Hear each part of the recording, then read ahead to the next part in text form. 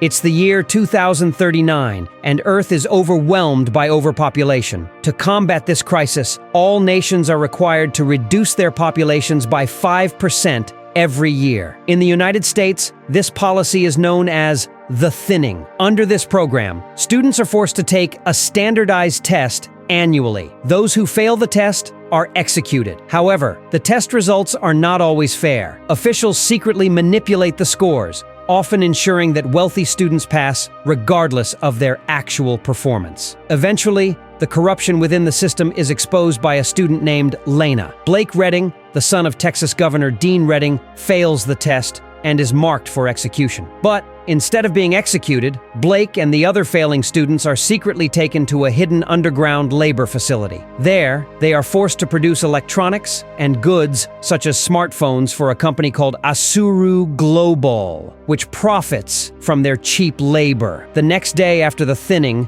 Blake and the others arrive at the underground compound. A video message plays, featuring a woman who tells them they are the chosen ones, given a second chance at life. This facility, called the incubator, was built by Asuru to use their labor. She explains that the most productive worker in the program will eventually be allowed to return to society. Everyone cheers, grateful to be alive. The system then assigns each person to their specific workroom. A device has been implanted in the back of their necks to monitor and train them. An automated voice outlines their new daily routine. They will work 14 hours a day, followed by 1 hour for food and personal time. They are also given strict curfews and must sleep in assigned beds. While watching a training video, Blake is shocked to spot Ellie, his long-lost girlfriend. He searches for her, and to his amazement, they reunite. Ellie tells him to meet her during the curfew hour. That night, they meet in the living quarters and end up having sex. Later, Blake is talking with his friend Heather when a siren suddenly blares across the facility. A worker is attempting suicide,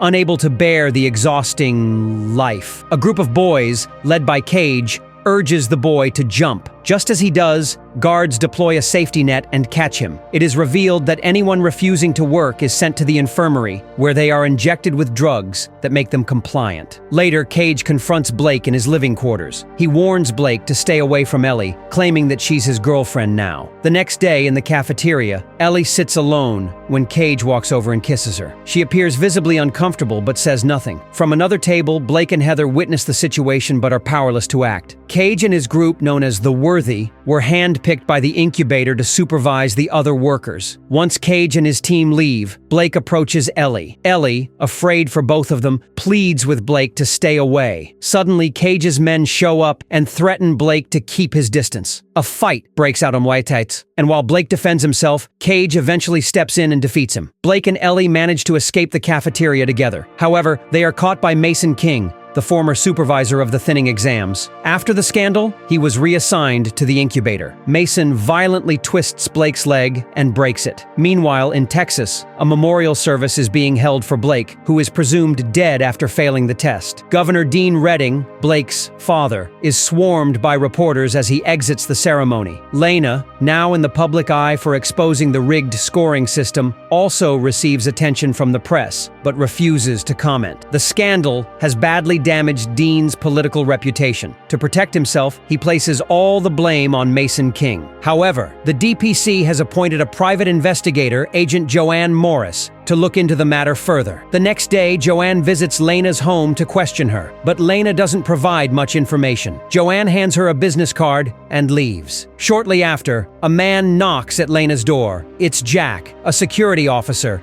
inviting her to meet Dean. Later, at Dean's residence, he asks for Lena's support in his upcoming presidential campaign. She firmly declines and walks away. As she leaves, she runs into Georgina Preston, the CEO of Asuru Global. Georgina, who financially supports Dean's campaign, works closely with him. She subtly pressures Lena, suggesting that her siblings, Corinne and Joey, could be exempt from the thinning test if she joins the campaign. Despite the offer, Lena refuses. While being driven back by Jack, Lena notices that the car is not heading toward her home. Before she can react, A gas fills the vehicle, knocking her and her siblings unconscious. She wakes up in a remote, half-constructed site. Jack stands nearby, along with others including Miss Cole, Corinne's schoolteacher. Lena learns that Jack and Miss Cole are part of a resistance group called the Fight, which opposes the thinning system. They explain that if Dean becomes president, the thinning will continue indefinitely. They need Lena to go undercover by accepting Dean's campaign job offer. Reluctantly, Lena agrees. Meanwhile, Lena's best friend, Kellen, begins working as an intern at a television news station under reporter Wendy Banks. While doing research on the aftermath of the thinning, Kellen notices something strange. There are no records of how the executed bodies are handled. That night, he visits Lena and convinces her to go with him to the cemetery. There, they dig up Blake's grave, and to their shock, the coffin is empty. 8 months later, the presidential election is only 2 weeks away. Governor Dean Redding continues his campaign, while Lena remains publicly by his side. Behind the scenes, she's been secretly feeding information to Miss Cole. They meet again at the construction site, and Lena vents her frustration. She accuses the group of breaking their promises and making her support Dean's corrupt agenda. Miss Cole calms her down and reveals that they now know where the key information is. It's on Georgina's personal computer. They give Lena a device to extract the data. Her new mission: infiltrate Georgina's system without being detected. Meanwhile, Blake and the other students have spent the last 8 months laboring inside the incubator. Blake's leg is still injured and he limps badly. He hasn't seen or spoken to Ellie in a long time. That night, while Blake sleeps, Cage and his gang enter his room. They gag him and repeatedly beat his injured leg, ignoring his cries of pain. The next day, Blake visits Dr. Langley, claiming he fell in the shower. Later,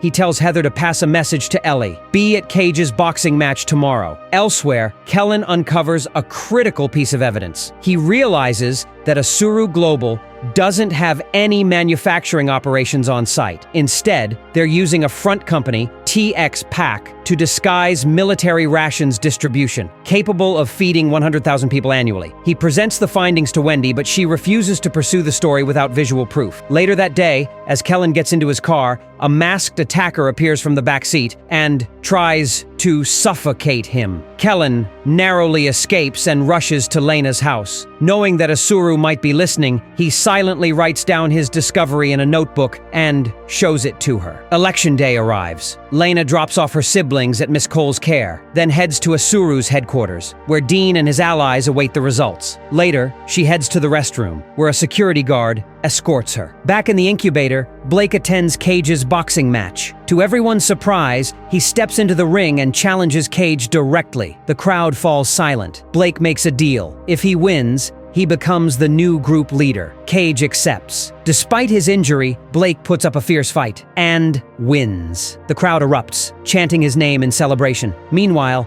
Ellie lies motionless in her bed. When the guards approach, she suddenly attacks them, desperate to escape the facility. They eventually subdue her and drag her to the infirmary for punishment. After his victory in the ring, Blake gathers Cage's group and reveals the truth. The students selected during the thinning are not executed, they're enslaved as cheap labor. He also exposes the lie about being reintroduced to society. They're trapped in the incubator forever. After some resistance, the group finally agrees to unite and fight the system. Blake and one of the boys go to rescue Ellie, while the rest head toward the cafeteria to prepare for their next move. At the same time, Lena escapes through the bathroom window and sneaks into Georgina's office. Using the device given by Miss Cole, she accesses the computer and uncovers surveillance footage from the incubator. She's stunned to see Blake alive. She quickly transfers the files onto the hard drive. Just as Georgina is about to enter the office, Jack stalls her, claiming Dean needs to see her urgently. Lena slips out and returns to the restroom undetected. But when Jack's lie is discovered, he's apprehended by the guards. Lena immediately calls Agent Joanne Morris, who was assigned to investigate the thinning. Back in the incubator, Blake injures himself on purpose so he'll be taken to the clinic where Ellie is held. Once there, he and a friend ambush a guard and stop the doctors from injecting Ellie with drugs. They remove the tracking chips from their necks and make a run for it. Meanwhile, at the cafeteria, Cage and another student start a brawl to distract the guards. The entire workforce joins the chaos. Mason, now alerted, storms into the cafeteria. He checks Blake's tracker only to realize he's at the clinic. Elsewhere, Lena meets Agent Joanne on a rooftop and hands over the hard drive, revealing everything she knows. But Joanne turns out to be corrupt. She's working for Asuru. She pulls a gun on Lena. Lena fights back and escapes with the hard drive. She rushes to Kellen,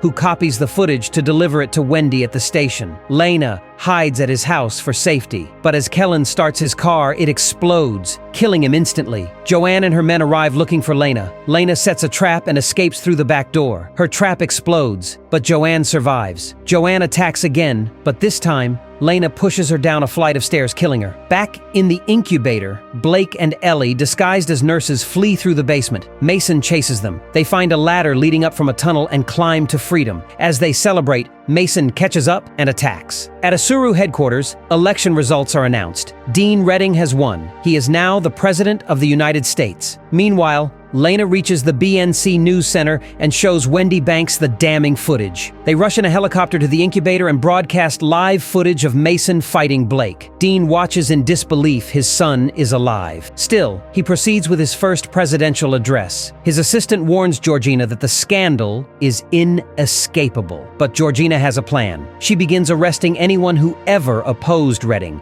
initiating a plan to end democracy forever. Blake and Lena finally reunite. They embrace and share a long-awaited kiss. But their moment is cut short when Lena notices Ellie standing behind Blake. Before they can say anything, all three of them are suddenly arrested, accused of speaking out against the thinning test. As the police van drives them away, an unexpected accident causes it to crash. Thankfully, they all survive unharmed. Out of nowhere, Jack appears, freeing them from the wreck. He looks at them and says with determination, "We're not done yet. We're going to take down Redding and Georgina and set things right." The screen cuts to black, leaving the story on a cliffhanger and teasing a third sequel.